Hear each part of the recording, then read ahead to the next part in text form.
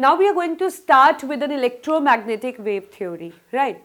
See, electromagnetic wave theory, according to it, energy is always emitted or absorbed continuously. That means whenever the energy is radiated, it is or you can say the radiant energy passes through any medium or vacuum continuously, not continuously, right? And as you know that when wave travels, they transfer energy from one point to another. So we can say that energy transfer, or energy is emitted or absorbed always continuously.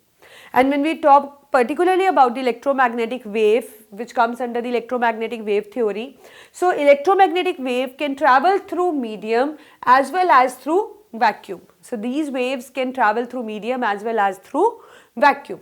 And moreover, whenever any wave passes, whenever electromagnetic wave passes, then the electric and magnetic field act perpendicular to the direction of the propagation of electromagnetic wave. So like you can say that like the wave is traveling in this way, so electric and magnetic field are acting perpendicular to the direction of the propagation of the wave. And moreover, if we talk about the speed of electromagnetic wave, it is 3 into 10 raised to power 8 meter per second. So these are all postulates that come under electromagnetic wave theory. I think you got it, that energy is emitted or absorbed continuously. The wave doesn't need any medium, or you can say the medium is not specified for the propagation of wave. It can travel also through a vacuum. And moreover, whenever the wave travels, the electric and magnetic field is always associated and it acts perpendicular to the direction of propagation.